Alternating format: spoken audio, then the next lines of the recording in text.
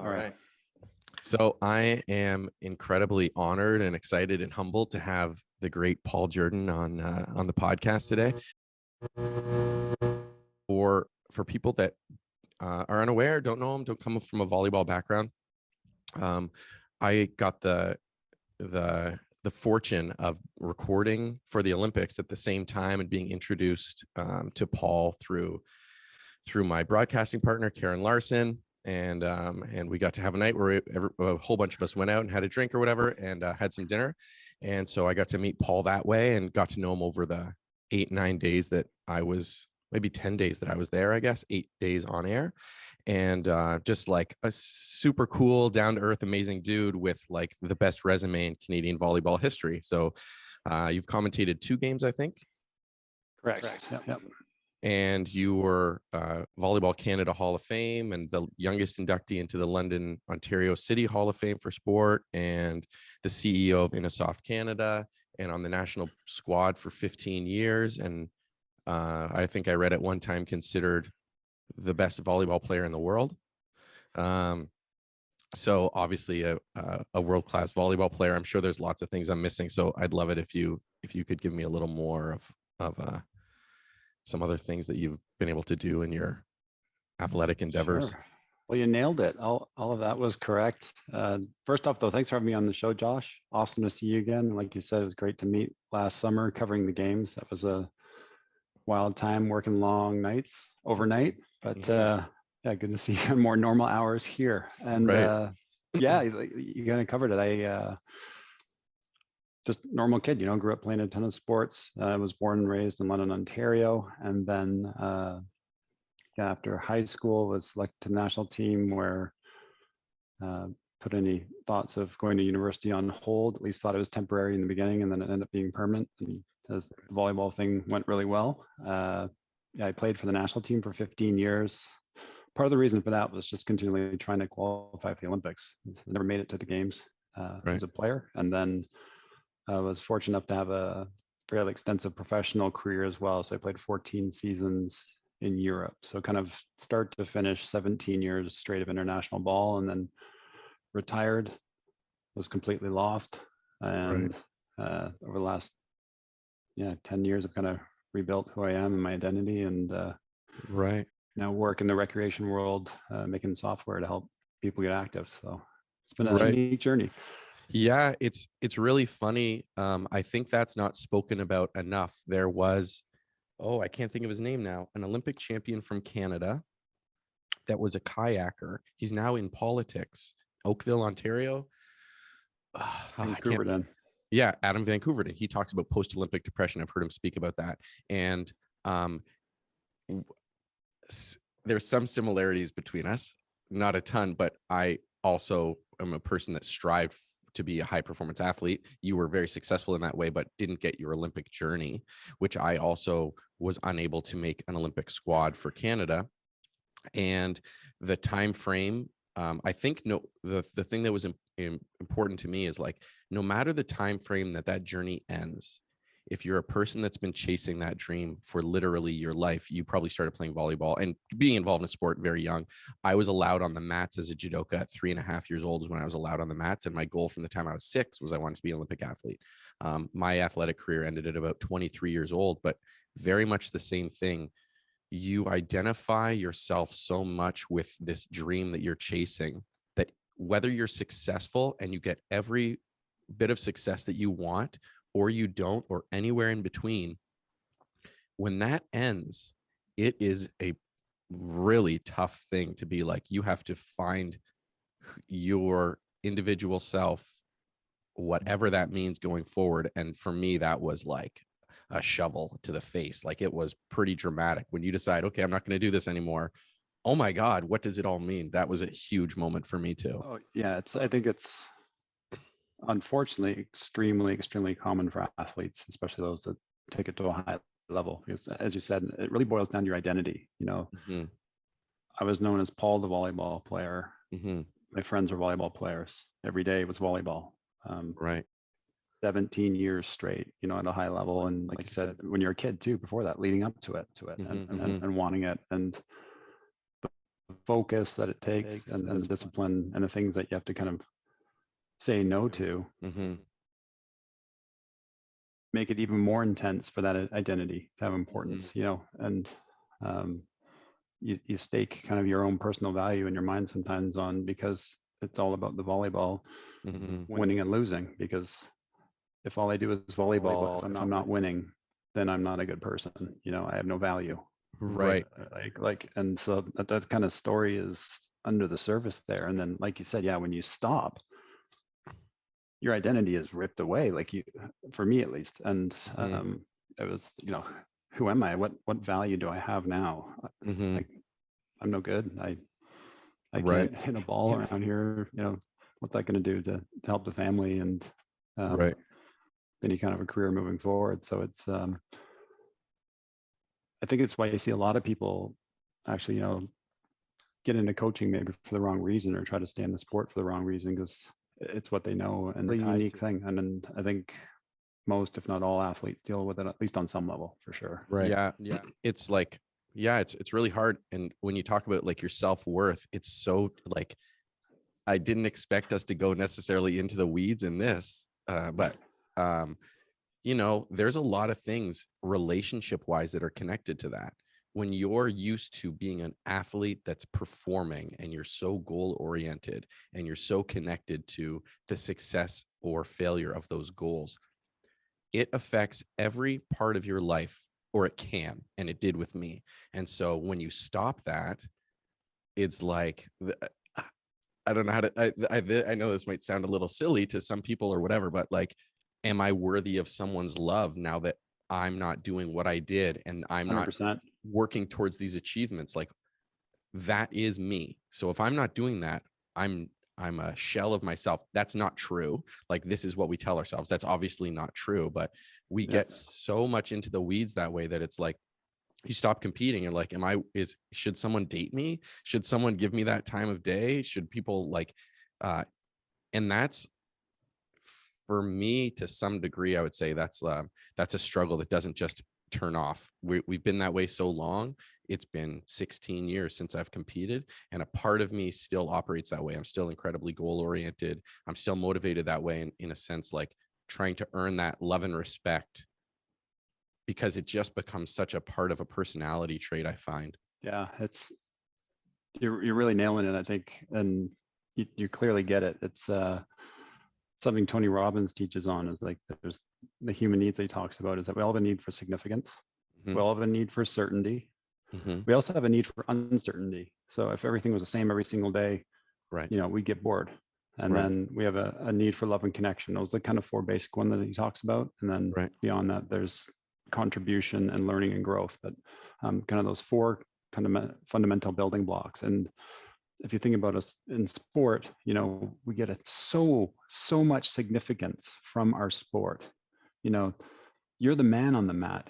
You're the professional. You know it. You've put in the 10,000 hours. You put in the 20,000 hours. You're an expert. You know, so you get a ton of significance from that, control in that realm, and then you have the uncertainty of competition. So it's super addictive, and then you get connection as well, because you're connected to people. And these tight bonds in the team with your coach, with the people you train with. And so it's, you know, Tony says, if you meet any three of those needs, it's an addictive activity. Right. And so it's a slam dunk for high performance sport. And so when it goes away, significance goes away, your certainty goes away. A lot of the love and connections that you have with teammates and that environment goes away. And then with it goes that whole identity and feeling of self. So it is, you have this fear of, am I even lovable? Am I worth anything? And so, yeah, it was a huge process for me after retiring. You know, kind of just, my wife described it as I was a shell of myself, and just this kind of walking zombie on autopilot for a couple of years, just lost and not connecting with my kids. And it was just a continual work on myself, on my thoughts, getting out and learning new things and creating new things for me to understand that, yeah, I can be more than this. I can flip around. So it's been a process, man. It was a hell of a struggle for years, but yeah. For me, I would say it's not necessarily a struggle now, but it's not gone either. It's like, You know, I think anyone that deals with anything that they've gone through, whatever that is, I think that lingers, has a lingering effect that sort of can hang on to some degree. So that's that way for me. It's like another example to that point is the idea of becoming less goal oriented is really difficult for me. That's a really hard concept because so many things get weighed into it. So then when I'm so goal oriented, part of it, I think, is that if I achieve some goal now no longer as an athlete, I'm striving for that same feeling. It's that same hit. So it's like, I got this position where I got to commentate the Olympics, and I didn't go into it thinking that it was more than that, but it's this crazy high. You get to meet the people that you get to meet, like yourself and Karen Larson and Donovan Bailey, and my kids got to meet Donovan Bailey, and, you know, a childhood hero. So you have this incredible high. And I think in subconscious way, you think this will make you more whole, like winning a tournament is going to make you more whole. And then after it's over, nothing's different. It was a great experience. I had so much fun. I'm so happy with the people I got to meet. I enjoyed it thoroughly. But then you go home, you know, and you're just you at home again. It's your life didn't become so much significantly different afterwards. And so things like that still happen to me. This episode is brought to you by Mattify, which produces beautiful yoga mats like my favorite one right here with the cork surfaces. I do yoga myself, and I'm a huge fan of these mats. They ship anywhere in Canada, and you can even have a discount if you use the promo code A Fighting Chance at checkout. Check them out.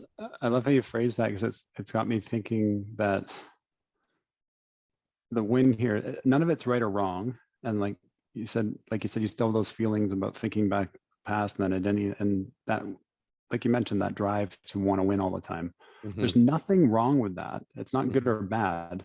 But what's key, or the nuance, is knowing yourself to know why, so that it's not controlling you. Right. It's fine for you to be like completely goal driven if that's what you're actually choosing, and not these identities and this need for significance, or something is choosing it for you, which is what was happening when I was a player. I know that when I was a player, I felt like I had to win to be worthy. And I know now that I don't. I want to, if I'm doing something, I want to compete to win. But if I don't win, I know I'm a good person. I am lovable. I bring value. And that knowledge of knowing yourself allows you to take the control back. Right. And, you know, if that makes sense. Yeah, totally. I think, you know, again, not we expected to go this way, but 30 was a tough birth year for me. Like when I turned 30, it felt like I didn't know myself, and that I look at everyone else, and everyone else has their stuff together. Is sort of how it felt. And I'm this recovering sports addict trying to figure out my life still to some degree, you know. And what I learned a lot in my 30s, I think, or what I believe I've learned, is that everyone's in the same boat. Everyone thinks everyone else has their stuff together. Learning that other people, you're not individual in that feeling, and that, you know, I'm getting better and better and better at life, I'd say, as I approach 40 now, of, you know, it, as cliche as it is just the journey. That's the thing you have to accept and appreciate every day, whether that's athleticism or life or business or whatever it is like embracing that you can enjoy the grind. That's the part that's like the part that you should probably embrace no matter, instead of necessarily only wanting the end game.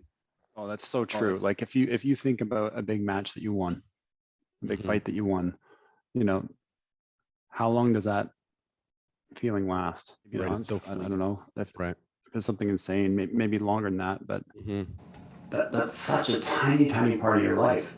All of the rest of it, and the training and all that, is, like you said, the journey, and you got to love that. Your life can't be hinging on whether or not you achieve this goal or not. It's got to be loving the process up to it, and being able to separate from that outcome to you know, just enjoy and be happy generally. Otherwise, you train for 4 years, you get sick right before the competition, and you don't perform well, and that is completely out of your control. And is that going to define your life? Right.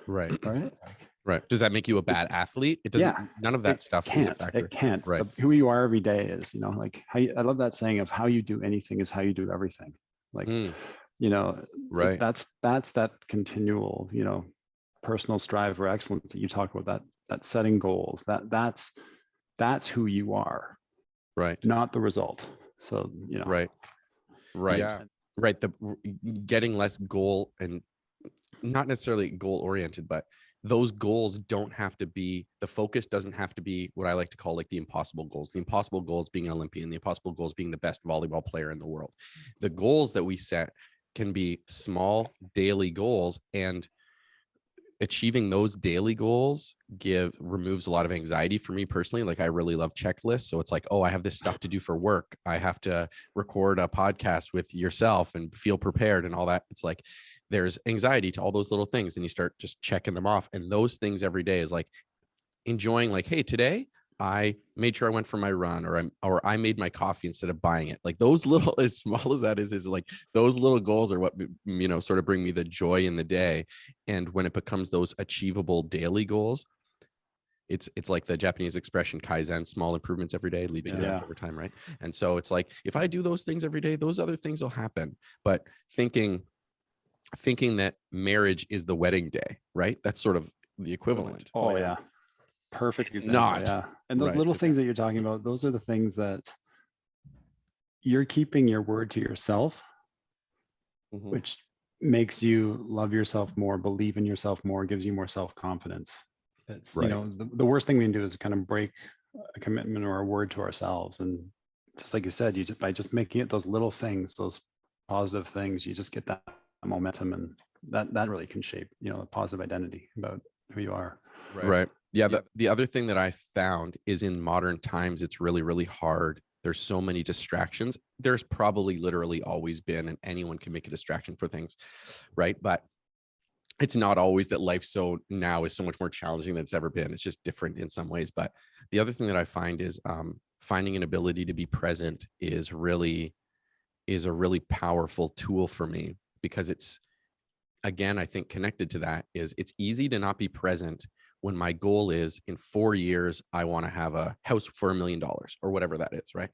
If that's what you're thinking about all the time, you get lost in the journey, you're distracted by it. And so what I've found is finding things that make me really be present. So sometimes I do yoga. Another thing that I find really meditative like that is actually cooking, because if I'm cooking something and I want to make something that's really difficult, like a couple months ago, I made French croissants for the first time. It's a long process. And if I'm not paying attention, I'm not going to end up with a croissant in the end.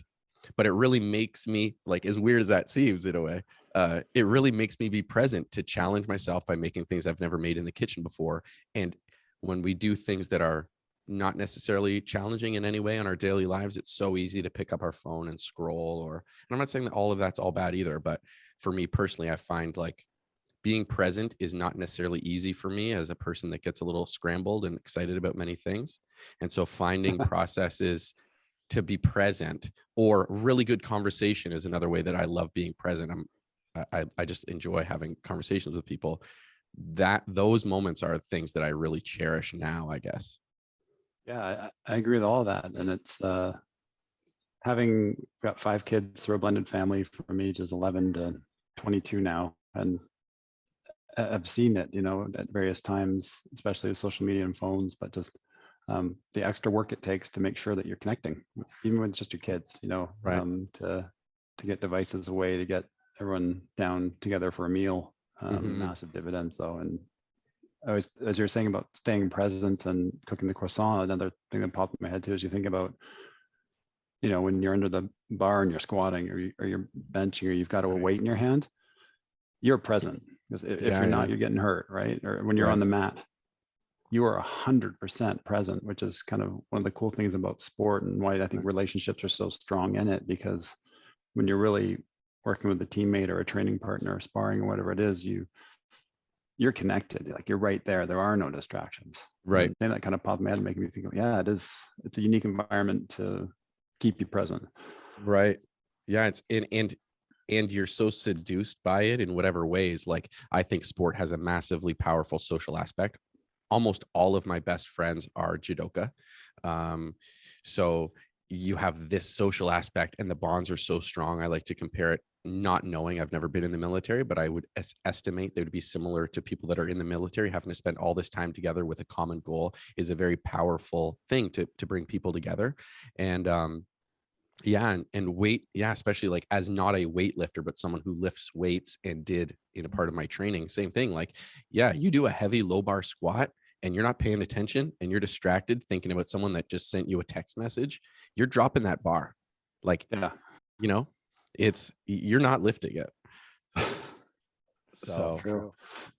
That's a really good point. Like I sometimes forget that, but that's probably what draws me to lifting weights now, because I don't necessarily truly enjoy doing it. It's hard.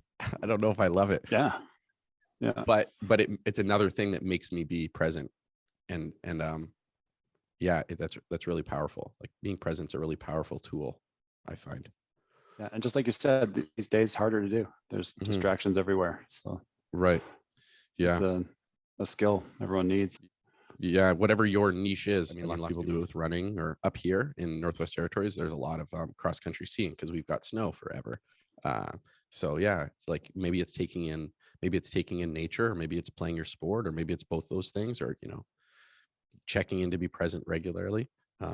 There's lots of ways to do it, and know that there is like a method or a model that you will probably, that you can enjoy. You're not limited to one thing. It might be many things. Right.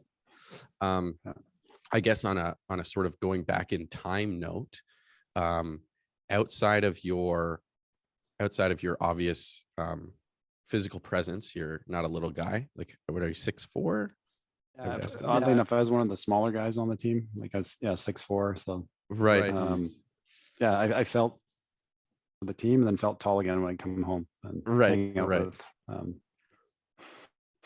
non-volleyball players. Right. So from that standpoint, like what was your draw to volleyball? When did you start playing? What was the hook for you? I have to say it's just the environment I was in. Growing up, I loved playing all sports, Canadian kid. So obviously held a hockey stick and played hockey, but loved playing pickup basketball with buddies when I was young, and then soccer, like that, swing, something aligned. But gentleman by the name of Von Peck was coaching at Oak. I went to high school, and just kind of, if you dropped him in the water and looked at all the ripples that came away from Von, of all the coaches that he impacted and players, he's one of those people in the sport that just, lifelong coach, lifelong mentor. And so he saw me in the hallway and said, "Hey, we got volleyball tryouts. Come on out." And my neighbor, Jamie Nielsen, as well, like his parents are kind of like my godparents, told me to go try out for volleyball. And that was the first sport in the fall at Oak Ridge. There's football or volleyball. I went out, and then I knew the football team wasn't very good at that time. So, okay, I'll go try out for volleyball. Right. And played it and loved it. But then, at the same time, kept playing hockey. And then in the winter, played with the basketball team. In the spring, soccer. Swam with the swim team, and just kept doing all sports and loved it. But started club volleyball in grade 9. Or maybe it's grade 10 even. Just loving and excelling at it. And I'd say by grade 11, I had to start kind of weaning off sports, because volleyball was really becoming my thing. But the initial draw was just wanting to do something and play. And I think the other big took us to see the national team play. So had we not done that, had I not been exposed to actually seeing it in person and seeing just how high the game was played and the power and the speed, like, it was mind blowing as grade 9 to see this on TV. You don't, maybe when the Olympics are on, but if you're not looking for it, you're not going to find it. I mean, it's completely different now. If you want to watch volleyball, you can see it online everywhere. But you back in those days, record something on a VHS tape and play it back. Kind of a natural evolution into it, getting better at with club, and had the provincial team in Ontario, and then just got more and more focused on the volleyball side of things, but kept up the other sports as much as I could.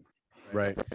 Yeah, the power of something like that is pretty incredible. I think a lot of people that are basketball fans have the fortune of the NBA being on TV for such a long time. Like I grew up watching Michael Jordan with my mom, and then Shaquille O'Neal and Horace Grant, and then the Raptors got a team. For me, my huge moment was the 1993 World Championships were housed in Hamilton, Ontario. That's 3 hours from my hometown, but my grandma lived there, and we trained at a dojo there. So to go into Hamilton, and I got to see a Canadian take a medal. Nicola Gill took a medal in those 93 Worlds, and I saw an American, Jason Morris, who later coached me, who took a bronze medal in those Worlds as well. To see that in person, the best joke in the world, when I saw Yamashita from Japan, he was like the greatest judoka ever, had the world record for winning so many matches in a row. To see these people in person and the impact that had was like, oh, I need to keep doing this. I got to carry a flag in the opening ceremonies for Uzbekistan, actually, as a 10-year-old boy. So it was like so epic. Like that moment, I will never lose that memory. It's burned in there still to this day. And that had a really powerful impact on me, which goes to like the idea of housing these massive international competitions in Canada can have a really powerful effect on everyone that gets to witness it. Yeah, you cannot understate that. I think this is exactly the same for me. When you see it live, it's just a completely different experience. And yeah, you can see the big four on TV anytime in North America. And, so, football, baseball, all these other sports that are out there that are so great that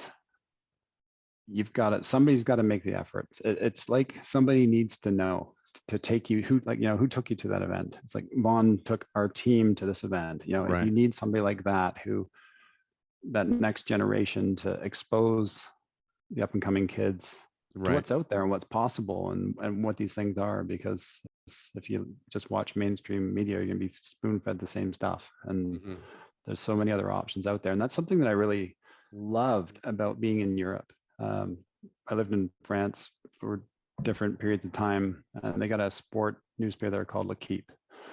And the coolest thing about L'Equipe is that, yes, the first page or two are always covering soccer or football, as they call it over there. In there, you're reading about track and field, you're reading about rugby, you're reading about just fencing, volleyball, all these different sports, and that exposure to it's the exposure. It's that, opportunity. It's just so important. So any chance that, Canada has or a city has to host some kind of an international tournament, you hope they got to jump on it. It always seems to be a dollars thing. Obviously, it's got to, make money or break even or whatnot. But it's just so valuable for the kids to see that stuff. Right. Yeah, and it's the other thing that's powerful about that is, I'm sure you feel the same way, is the goal is not that everyone that sees it, when all people that are involved in sport need to, want to, or should become high performance athletes. That's not the case at all. But being involved in things for the same, not everyone needs to stay fit later in life by lifting weights. It might be by playing hockey, it might be by playing basketball, it might be by playing soccer, it might be by running. But getting involved in a sport at a young age and knowing that being physically active and healthy is a really important necessity in life to have a long, healthy life. It makes us present. It removes anxiety. It releases positive endorphins. It keeps you physically active. There's studies on once your VO2 max hits a certain amount, how it directly correlates to life expectancy. So these are really like important things. So when you see something like that, yeah, maybe you don't ever want to become a high performance athlete. That's great. But maybe now in Yellowknife, we have a really strong extracurricular volleyball team thing here. Like there's a lot of volleyball. I meet people all the time and they're all playing volleyball. Sadly, my schedule doesn't really work for it, but people in their 30s playing volleyball for fun to stay physically active. That's awesome. So I think it has an effect not just on the high performance kids, but it also has an effect on helps people live healthier, stronger, and connected lives. Those social sports in your 30s still create those same strong bonds. Like a lot of people, their best friends are the people they play volleyball with in Yellowknife.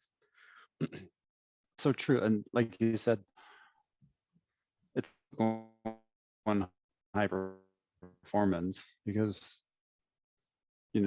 if you look at the numbers, that's not happening. So Right. you've got to be, so many things need to happen for you to get to the highest levels of sport, but it's exactly what you said. It's a life skill. It's being able to keep your body able to move and function to live a long and healthy life. And, that's what's like the number 1 and 2 things for, treating or preventing any disease. It's physical activity and nutrition. Sport Right.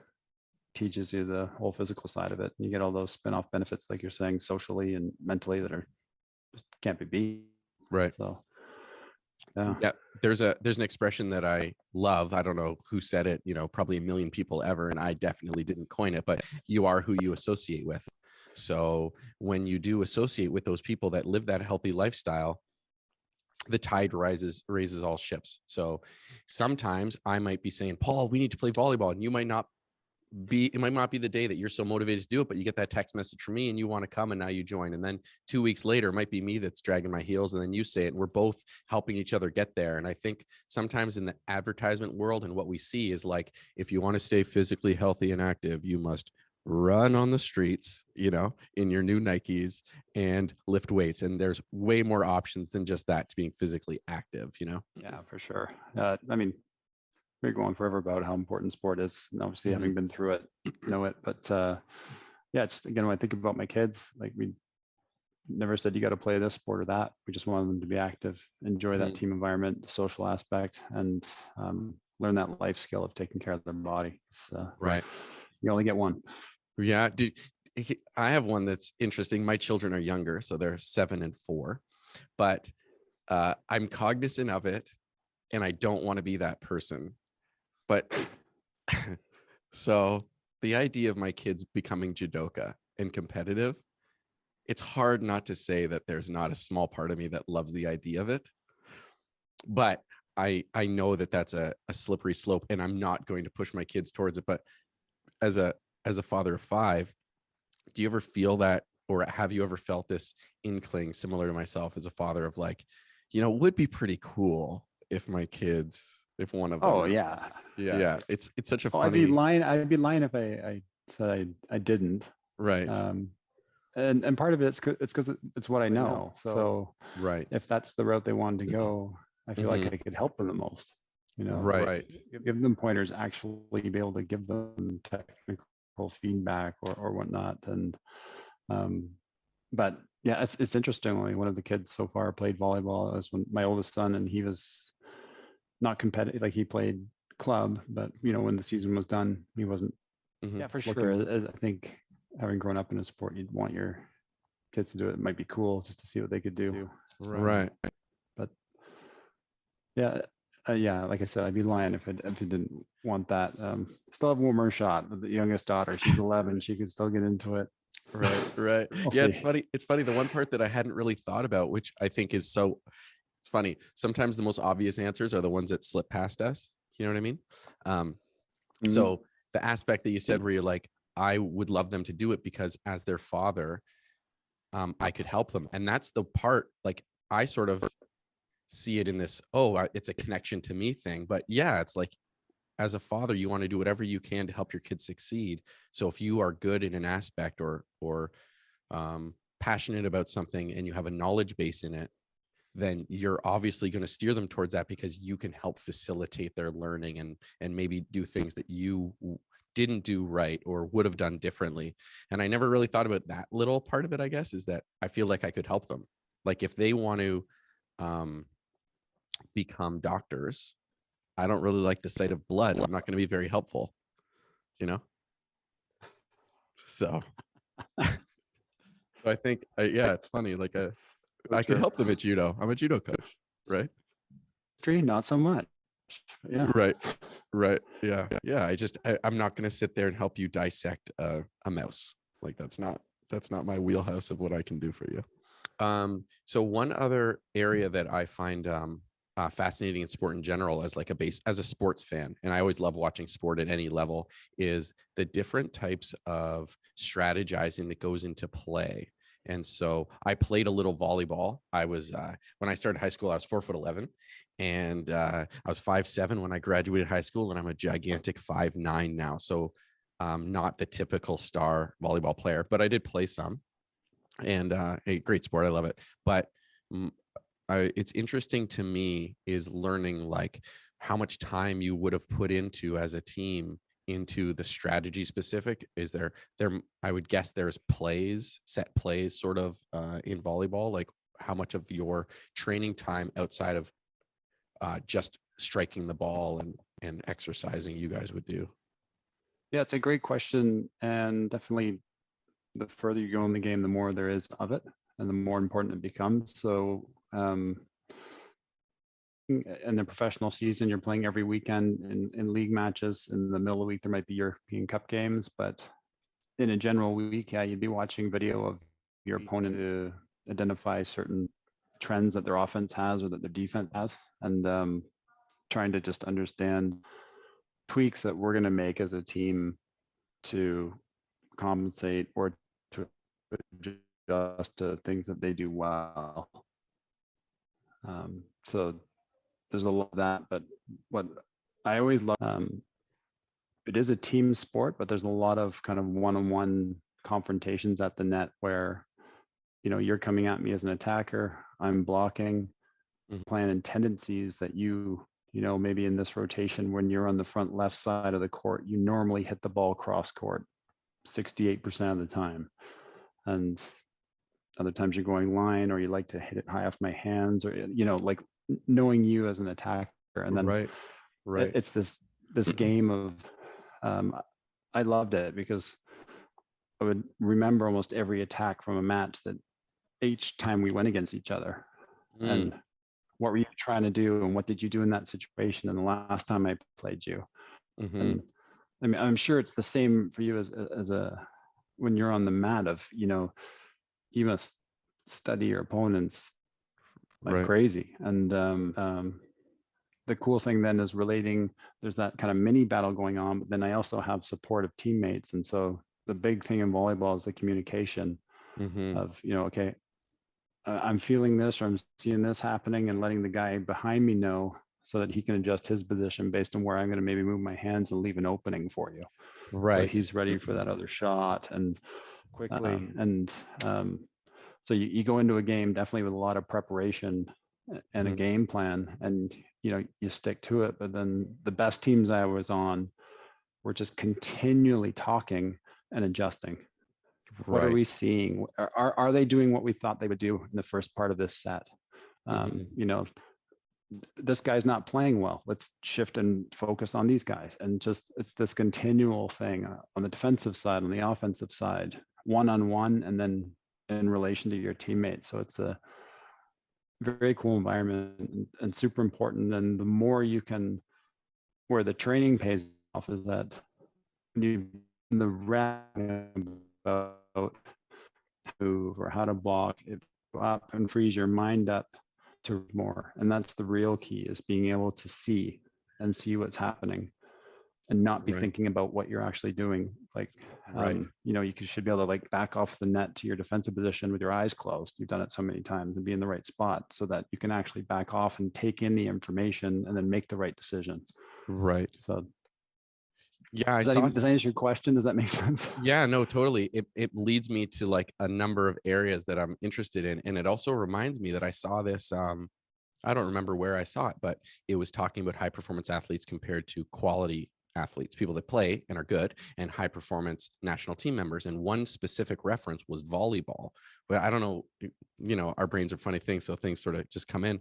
And I remember seeing this thing, and they said, everyone's playing the game and everyone has the game happening really quickly. And it's not necessarily that you're lacking decisiveness between high performance and lower performance. It was recognition of the scenario very quickly. So they would put a picture up from someone that's a high performance athlete and someone who's a good club player. And it would be a picture of the volleyball court.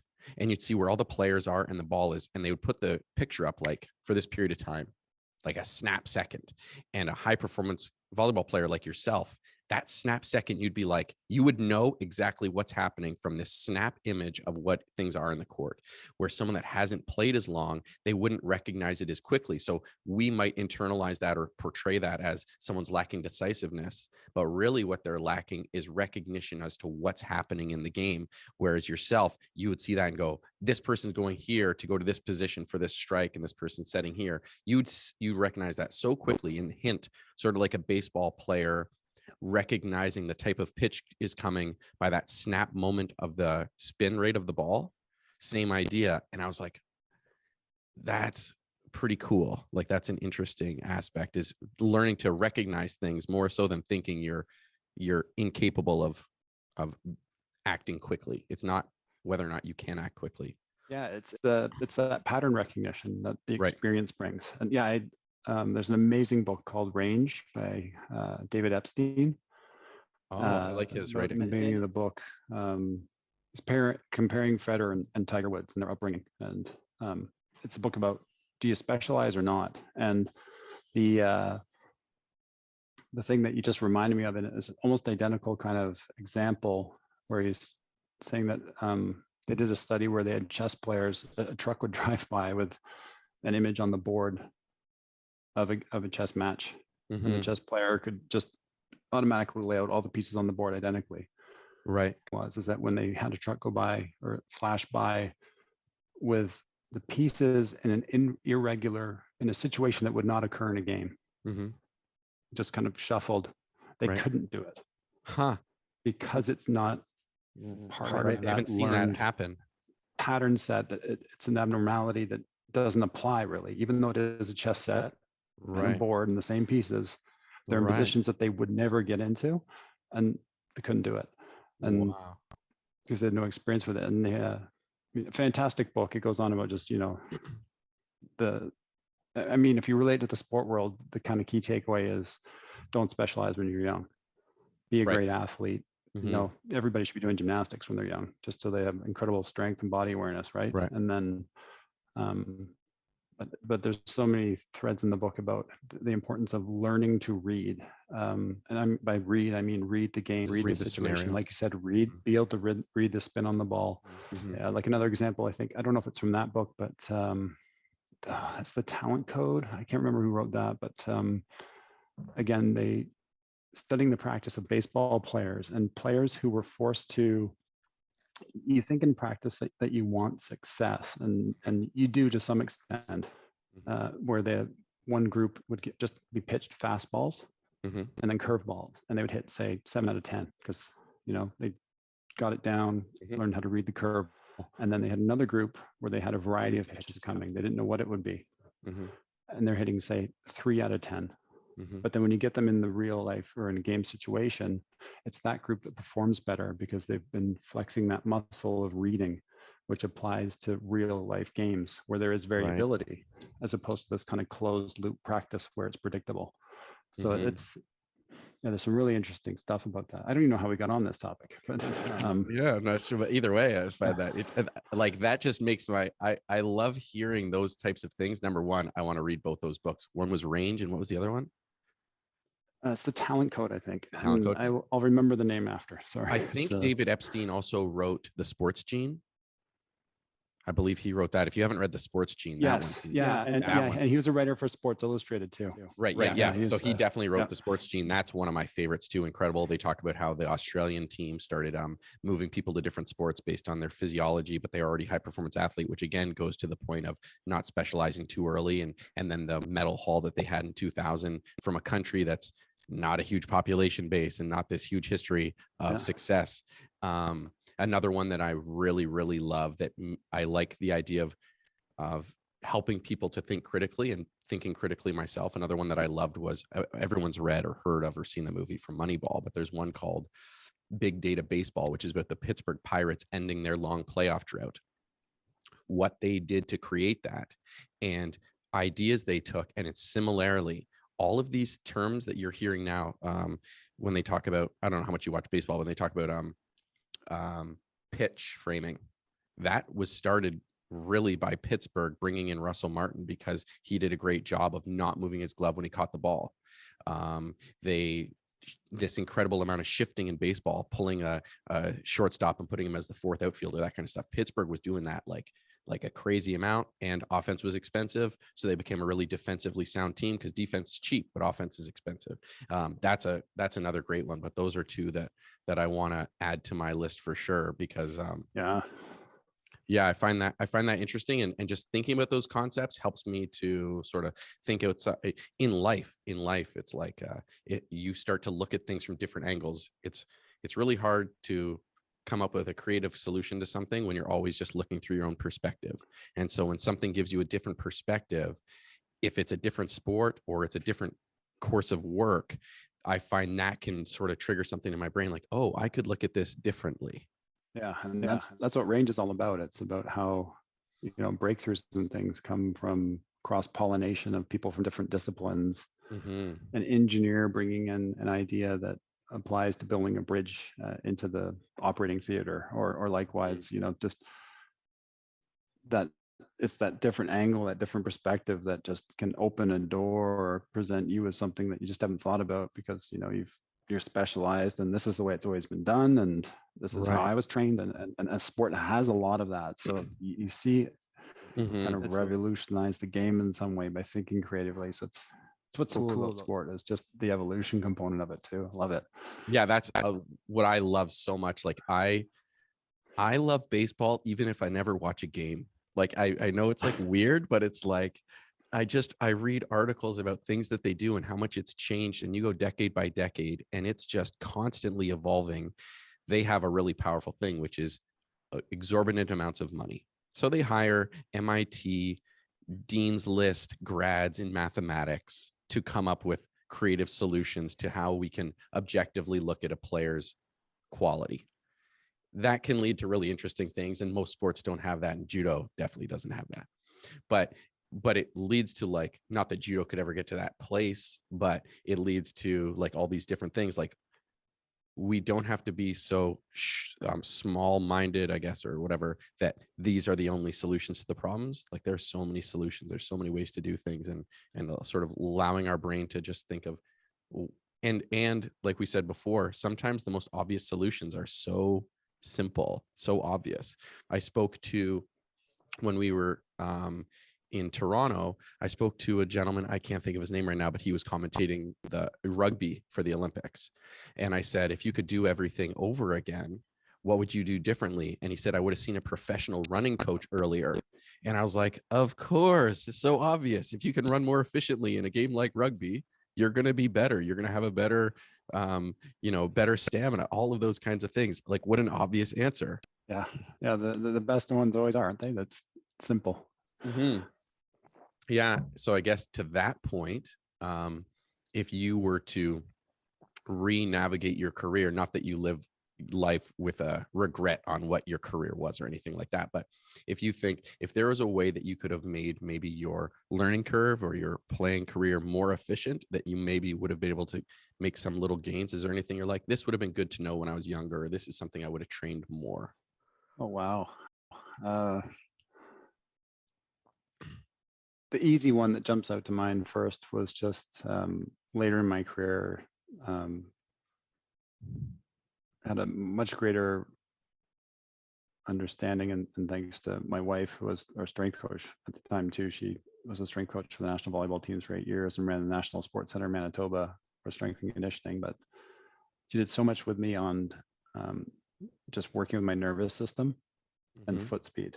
And because I'm naturally, I would say, relative to everyone I was playing with, slower feet.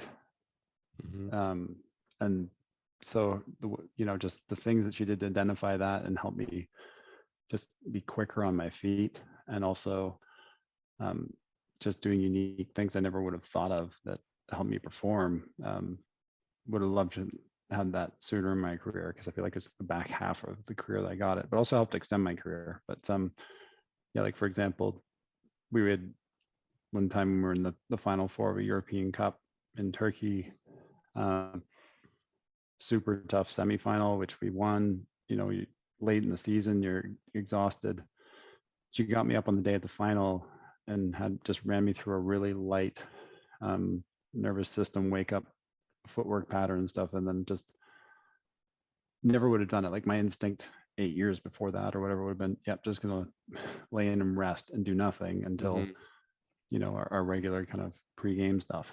But her understanding where my nervous system was at, what I needed to kind of just get the most out of it later in the day. Right. Going through that match went great, but just little things like that physically would love to tell my younger self. And then I think in terms of skills and learning the game, I think I would have just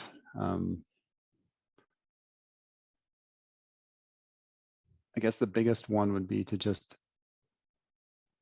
start, and again, learn this later, but I wish I knew it sooner, of in practice, starting just with the things more often that I wasn't good at, and working on weaknesses first.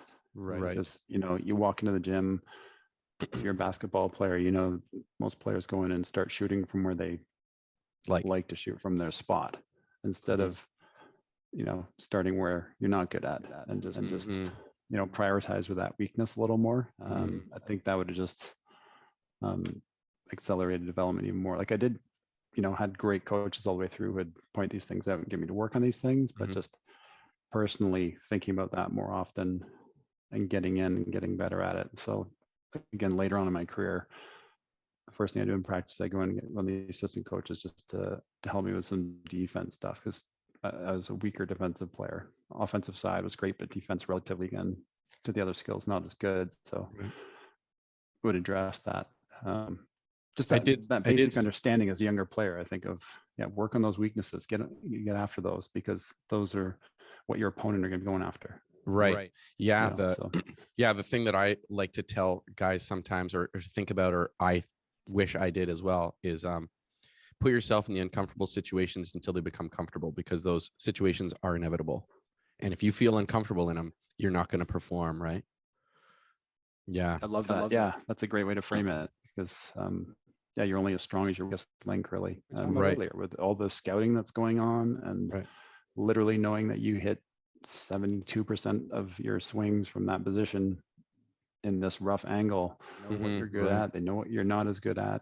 Right. And when it comes down to it, when everybody's playing well, those are the little things that can make the difference. Right. And from when you're working on an individual skill, targeting those uncomfortable situations. And then the second thing that I think we're both going towards as well is when we're scrimmaging in practice, the goal of scrimmaging, or in judo sparring in practice, the goal, it's so easy because we're all so hyper competitive to even be in that position. It's so easy to play that game to win.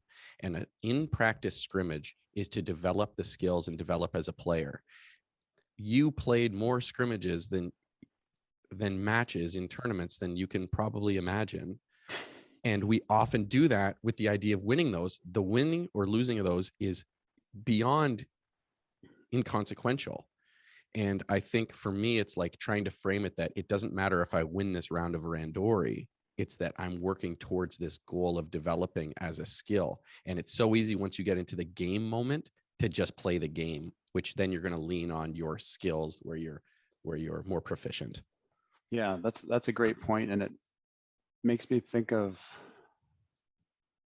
something I think that really helped me was exactly that with a scrimmage, was being less worried about the outcome. Obviously, I was playing to win, because you do need to play to win and find a way to figure out to win. There's so many variables on the court of you've got to solve problems and get the right solution based on who plays the first contact. All of a sudden, your setter's on the ground, so somebody else has to set.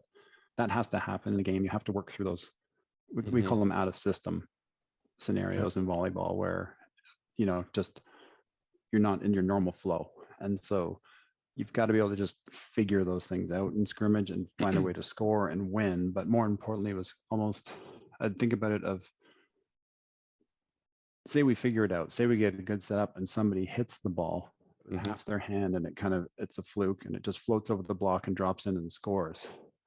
That's exactly right. Like, where the winning doesn't matter, the way that ball hit matters. And having the attention on the quality of the output as opposed to the outcome, that little nuance makes a huge difference of yes, Right. win, but win with actions that will actually, you know, more than likely secure success in a match. Right. Right. Does that make sense? Like that little Yeah, totally. difference? Yeah, because you can definitely win. Like we want to make sure in training that the outcome is a high percentage, very positive action Mhm. that in a real game will remain a high percentage thing. And so, yeah, like you're exactly right. You don't want to be winning that scrimmage, but I'm thinking of it as how you win is more important. Right. We don't want to win that scrimmage at the cost of athletic development or strategic development or anything like that. It's the winning or losing of that is with the intent of developing further, because the game is where it matters or whatever. Yeah. Got it. Yeah. And the last thing I guess I wanted to touch on was the other thing that I've found is I found this more as a coach than an athlete, because I don't know if I ever really did it properly as an athlete. So is having a routine, the importance of the day routine of the day you're going to compete. And I think I see that more and more when I see a child or teen or whatever with a lot of anxiety going into a match. The bigger the tournament, the more anxiety it is. And so what I try to get people to do is your routine doesn't really matter to a degree in terms of what it is. But having a routine, sort of like, I like to eat this for breakfast. I know that I'm not going to have an upset stomach. If I decide to have pancakes with a lot of maple syrup on the day of a big match, that might not sit well. So what you eat, just finding your process the day that you're going to compete so that you are in the most relaxed place you can be. The day of an event is stressful enough. So having as many controllable things controlled in a sense that this is what I do. It's a subconscious. I listen to, AC/DC before I play. I eat toast with peanut butter, whatever that is. I do 17 jumps that I found is like having the importance.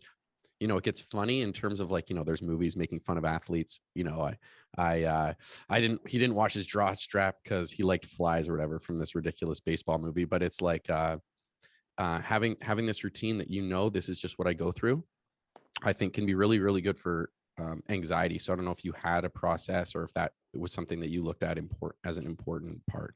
Oh, it's a great question. I feel like for me, because it was huge. It was paramount for what I was doing. So the most simple example, and we were talking about kind of just the flow of a game, but in volleyball, the only kind of closed loop motor skill pattern where it's the same every time is the serve. Right. So like a free throw shot, like swinging the golf club, or, like you're doing the same setup. You have complete control over that situation. Right. You have 8 seconds.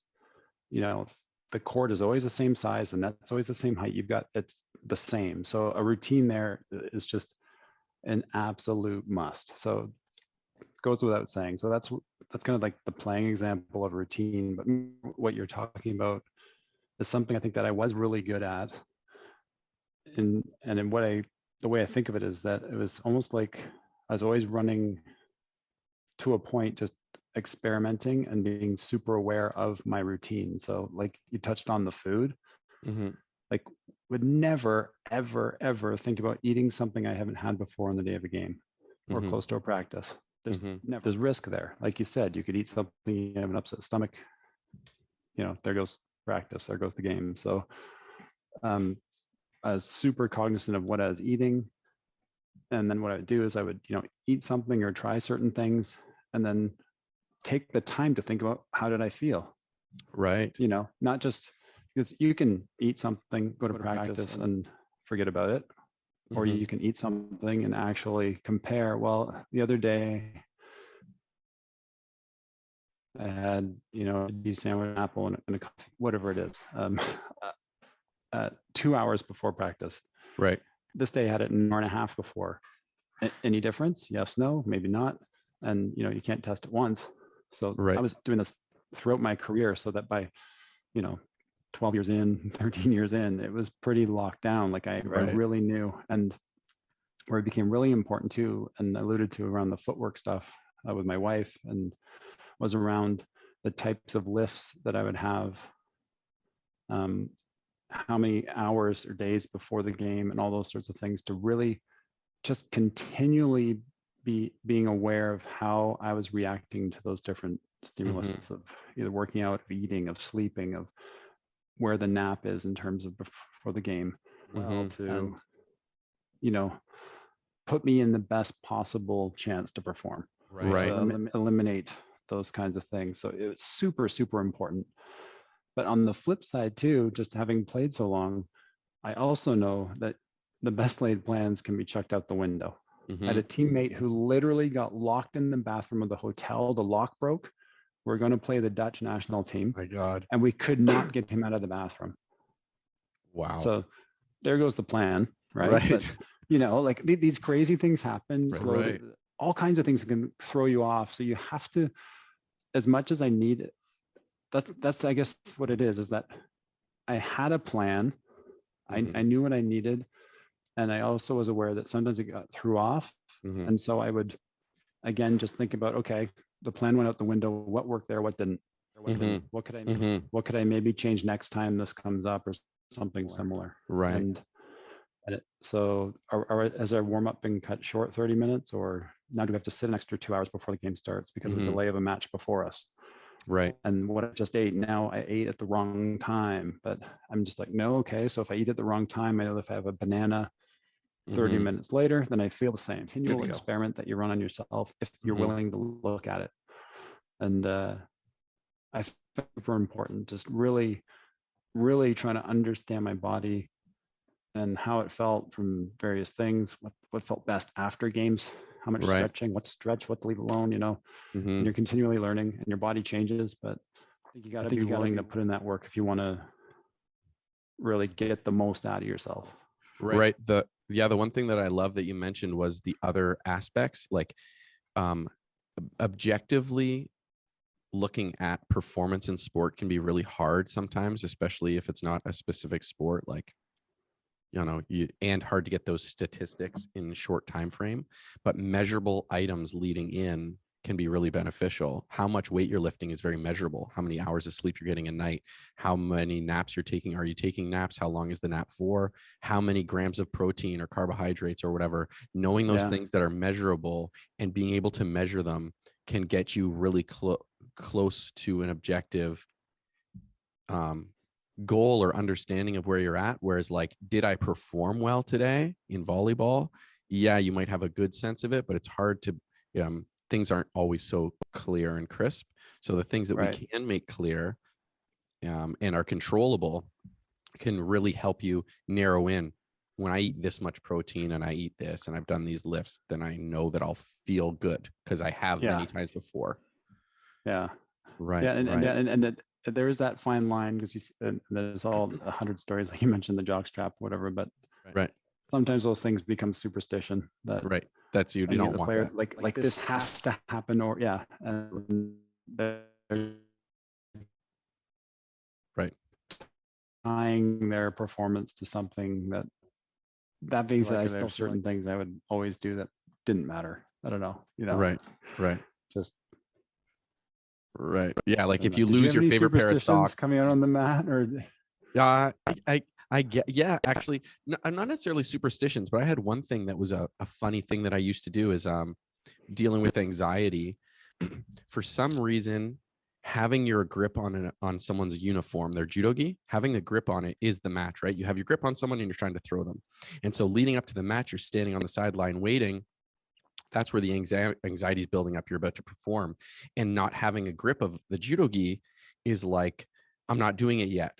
So what I would do sometimes, this might seem a little weird, is sometimes I'd grab my own gi and hold it because it feels like I'm closer to the match. I'm holding a gi. Or if someone was standing beside me, I would just hold on to their uniform. And it felt like the anxiety would sort of flow out of me into it because I'm basically doing a match, and it probably looked weird at times. It's like, you know, kind of like holding your friend's hand, but I'd just be holding onto some part of their uniform, and it just made me feel like I'm that much closer to actually doing it. And once the bell starts and you've done the sport your whole life, that's not, the anxiety mostly goes away. There might be the very beginning Yes. before the first exchange, but once you're doing it, this is what I do. This is my natural element.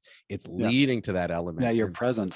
Yeah. Yeah. But But you're leading in, you're thinking ahead, you're thinking about, you're not present in that sense. Yeah. I love that Right. gripping thing. That makes so much sense to me. yeah, it was like a really, I would just hold it, or I'd hold someone else's. And I remember on multiple occasions saying to someone, can you stand right here? And they're like, well, I'm just going to hold on to your gi. I know it's weird, but don't make this awkward. You know, I know we that just kind of met. thing. Yeah. It's fine. It's fine. It's fine, Thomas, whatever your name is. Let me just hold on to your, and people were pretty cool about it. You know, like athletes were all weirdos. So, so mostly I never had anyone be like, no, that's weird. That never happened. So, but yeah, it was almost like I could almost see it. It's like I could almost see the stress and anxiety sort of leaving my body. Not fully. I mean, you're always going to have some butterflies, but that was something that I found like was a weird little quirk, little picadillo. It's a good one. It's a good one. Yeah. So I guess on that note, it was awesome to have you on. It was so great to have a conversation again and just see you as a friend, to have a chat. But I think there's like so much that I personally can take away from the conversation. I really enjoyed it. Gee, Josh, thanks for having me on. And I know we kind of dove into the heavy stuff right there out of the gate with identity, but Right. I think it's really important to talk about and share. And Right. I love how you think about sport, and I think we're both just fired up by it. There's so many great benefits to it. Right. Kids are out there listening. Get out and try things. Get out there and get active. And again, thanks for having me on the show. It's been a lot of fun. Yeah. Thank you.